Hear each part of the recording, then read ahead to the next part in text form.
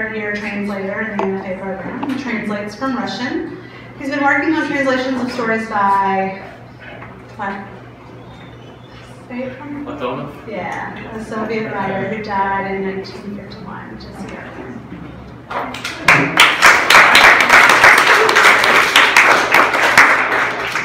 Hey guys, thanks for coming out tonight. I'm actually going to start off with a poem. This poem is called Latent. I'd be a burden, a fish displaying its back in my mom's obedient hands. She had the savor of an overcast sky. To think you were glad, this withholding of Byzantium, of energy, to instead be elegant, to say little. The day I was born, my mom's gut ached beyond the muscles, because I was now in both places, the flesh out, but the shadow left inside. The pictures tell me you wore square glasses, illegible eyes behind the lenses, a dad and two boys. You looked at me and knew something already. I didn't see you coming. This resemblance must have happened the day after, and the day after. This must be why a son can't walk away from his dad, because its intestines and blood, the hooks black inside our throats.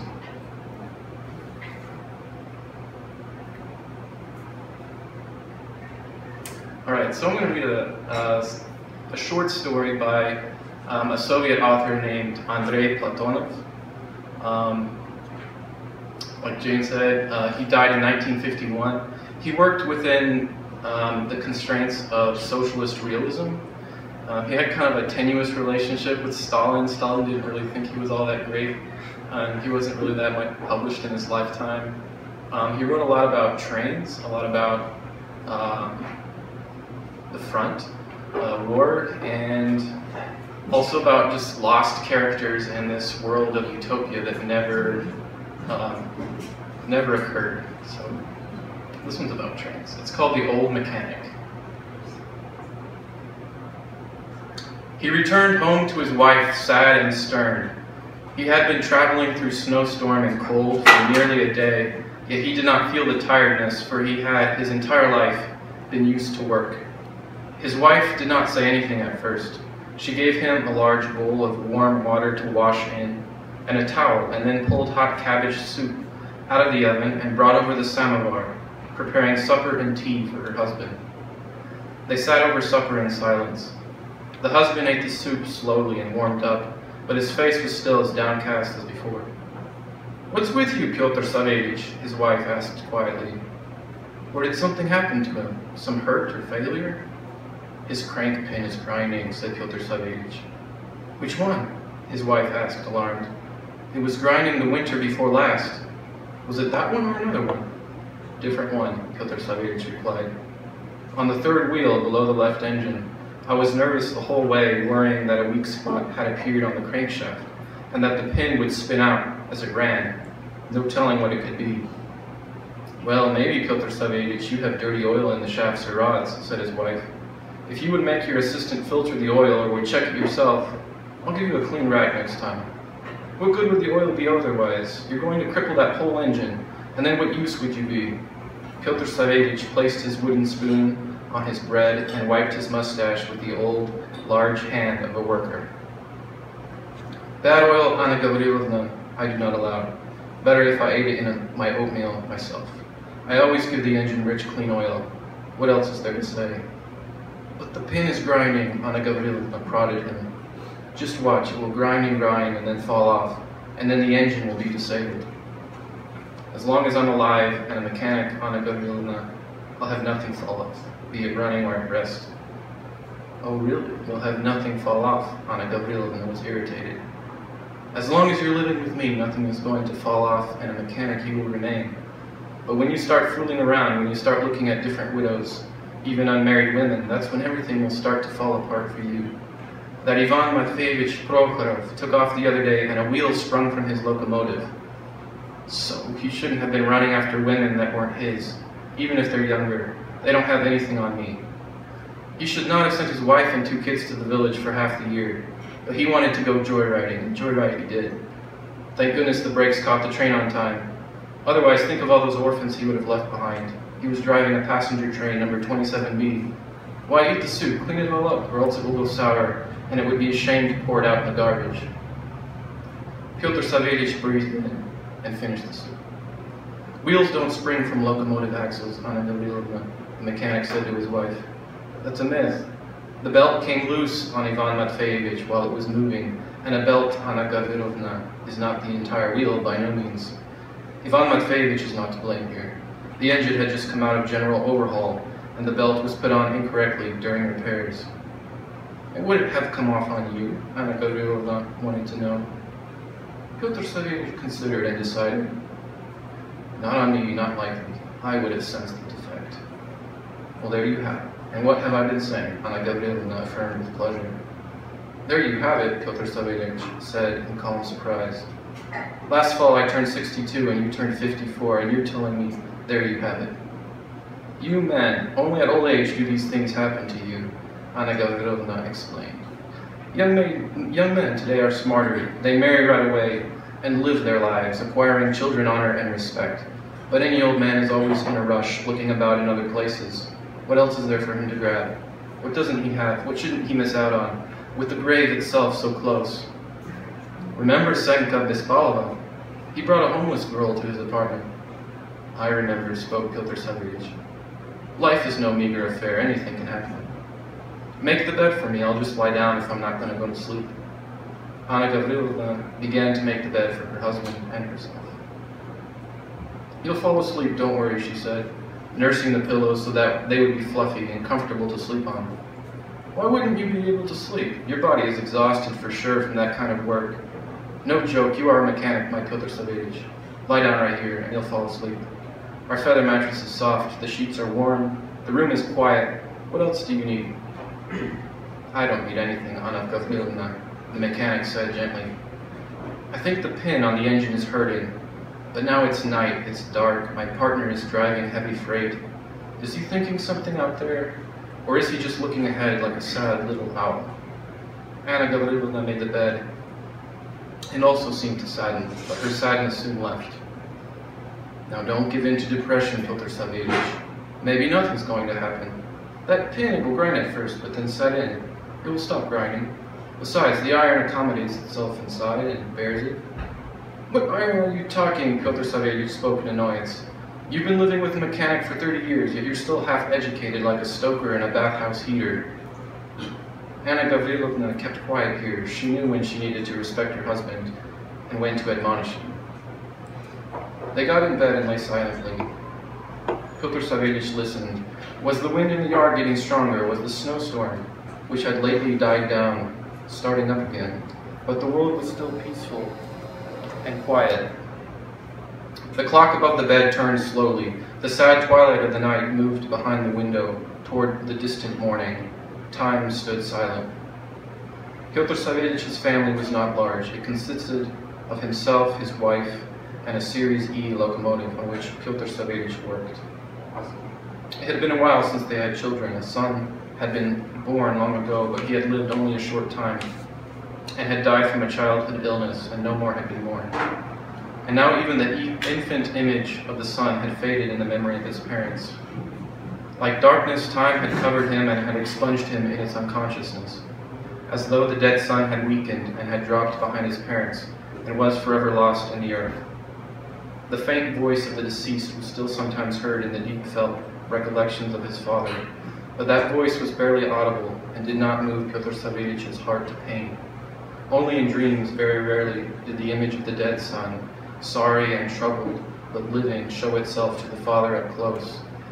And then the father would cry out for his son and would call for him from the grave. However, this lasted only a brief moment, because the mechanic would immediately wake up, so he would not die in his sleep from grief. Pyotr Savvelyich listened closely. The night passed calmly, but somewhere just inside, or out in the yard, a piece of wood cracked, compressed by the freeze. Outside, the cold was now probably thickening up the night frost, and visibility was getting worse. It was difficult at this hour, yet interesting, to guide the engine with heavy freight onto the tender hook. Pyotr Savvelych's partner had a young man, just a teenager named Kondrat, working for him as an assistant. How old was he? Probably 19 or 20. Just as old as Pyotr Savelych's and Anna Gavrilovna's son if he would have been alive in the world. Pyotr Savelych leaned up in bed. An uneasy feeling that came before his clear thoughts bothered his heart. He covered his wife with the blankets so she would not wake, got off the bed and started to dress. But Anna Gavrilovna had already woken, just as Pyotr Savelych barely stirred. She had grown used to watching her husband, and she thought about him quietly every day and night, keenly aware of the hardly perceptible smell of the engine from his hair and clothing when her husband was at home, and imagining him to herself when he was away on a trip. "Where is that ghost taking you?"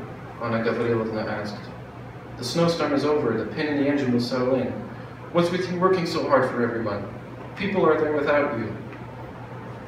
"The people are there, Anna Gavrilovna, and yet I am not," Pyotr Savelych said with patience. "And without me, the people are not complete." "Indeed," Anna Gavrilovna grew angry. "Without you, the entire world is empty. So then tomorrow you're going to take your trip unrested. Oh well, go unrested. Maybe you'll run into the rear of another train, or you'll tear the whole engine into pieces. They'll put you in jail and I'll die of grief. Just like that, it will all end at once." "You're going to ruin your nerves," spoke Pyotr Savelych. "Kondrat is riding now as an assistant, fresh and young, just a lad still, and soon they will be driving to the other end." "Well, what of Kondrat, fresh and young?" asked Anna Gavrilovna. "Just that," said Pyotr Savelych, all dressed for the road. "Just that to get to the other end, they'll have to manage 4 long rises. You have to hold the hauling force exact in the boiler, so that no matter how much you go or how much you pull, it's all in the boiler, and the steam pressure won't fall and the water level doesn't drop too much. That's how you've got to maintain the boiler. Now do you understand?" "What is there to understand?" said Anna Gavrilovna. "The engine should run tirelessly, and if you let the steam slip, then it will pant and will start." "Well, that's pretty much right, but not correct. What would it pant with?" answered Pyotr Savelych. "But Kondrat won't hold the boiler to the hull. He loves the engine, but doesn't know everything in her by far. And just the engine itself, that's not enough to know. You need to see the entire environment and the weather and what you've got on the rails, frost or heat. And the rises you need to know by heart and how the engine is feeling that day." "Let them figure it out without you," stated Anna Gavrilovna. "You just warm the bed and you're out already. You'll get stiff out there." "I'll warm up by the boiler," promised the mechanic. "Soon the material train will be off. On it, I will meet my engine at the 4th sidetrack. There's a rise there. If you pull at it, you tear the cars apart." "At least take some food with you, you restless clown," his wife requested. "I'll munch on something at the buffet in the station," replied Pyotr Savelych. "Get some sleep in the warmth and quiet." "I'll fall asleep to you all," said Anna Gavrilovna. "Just how you give me rest, you old devils." But Pyotr Savelych had already rattled the latch at the entrance, leaving into the winter night. He took no offense from his wife. Pyotr Savelych returned home late toward evening of the next day. He arrived with Kondrat, a young, timid person, the engineer's assistant. Anna Gavrilovna just glanced with her knowing and perceptible eyes at the arrivals, but she said nothing and silently started putting food for them on the table. "Wash up, filthy workers," she called them in afterward. "You don't probably deserve to be getting something to eat. I can see it on you. You broke the engine. They're always pulling heavy stock and racing like mad, even the rails howl. Drive more calmly, more gently, and your locomotives will be healthy like fat, well-fed children. But now instead they've invented a big valve. I'll give you a big one." Pyotr Savelych and Kondrat left the woman's words without an answer. They had no answer for someone foreign to mechanics. They washed up and sat down at the table, downcast and quiet. Kondrat ate shy and little, feeling like a guest. Pyotr Savelych, on the other hand, ate pretty well and plenty. "Eat some more," he told Kondrat. "With food, sadness soon passes. Food has its gentle soul, and when you eat it, it ends up inside us." "I'm eating," Pyotr Savelych spoke Kondrat. "Eat up," the mechanic encouraged him. "Then you'll go lie down to sleep. Anna Gavrilovna, make the bed for our son." Anna Gavrilovna was stunned at first, not even able to express anything intelligent, but then she came to. "Which son?" she asked. "Kondrat," pointed out Pyotr Savelych. "We are childless, and he's without a father, and he lives without his mother. We'll be even, he'll be ours, we his, that's all. Make his bed on the couch and keep quiet." Anna Gavrilovna began making the bed for Kondrat, but she did not keep quiet, whispering to herself instead. He broke the locomotive, and now he brought this youth over as his son. It's all he does, the old one, to think up cares for me. But Pyotr Savvelyich caught these thoughts of his wife. Once and for all, I'm telling you, be quiet, said Pyotr Savvelyich. Here is Kondrat. Love him and act further on my instructions until you get used to it. Kondrat sat in silence and sad embarrassment. And where is our locomotive? Asked Anna Gavrilovna. The old mechanic groaned as if weighted down. The engine went to repairs, the engineer replied. They unscrewed the hurting bolt, the linkages are leaking in the furnace, and there turned out to be no sand in the sandbox. The whole train stood stretched on the rise.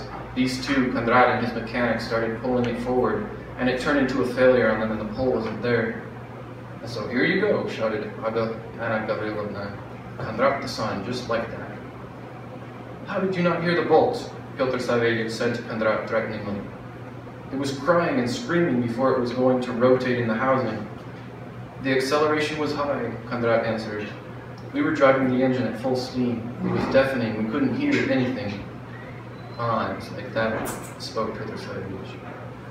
Then you should have seen the sound if you could not hear it. Oh well, you'll be my son and I'll teach you. Otherwise you'll cripple all the engines.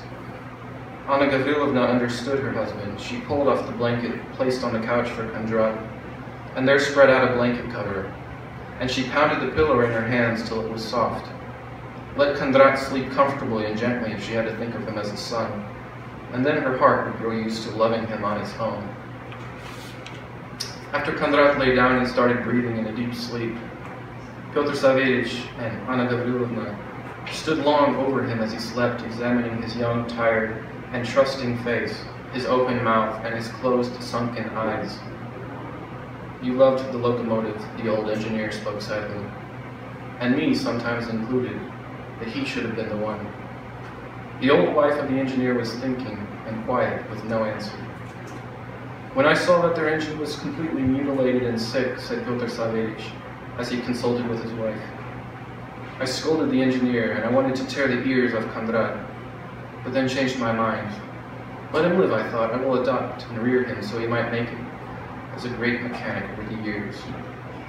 He'll do what we say, and he'll make it as a mechanic, Anna Gavrilovna agreed. You've thought it exactly, Anna Gavrilovna, the mechanic said, his opinion stated. And now do this. You said something and that's enough. Set out some dough and tomorrow morning make some pancakes for Kondrat. He needs to be fed well. I'd like to make blini, Pyotr Savvelyich, his wife objected. They're lighter on my stomach. The old mechanic did not argue with his wife on this. He permitted her the independence of her judgment.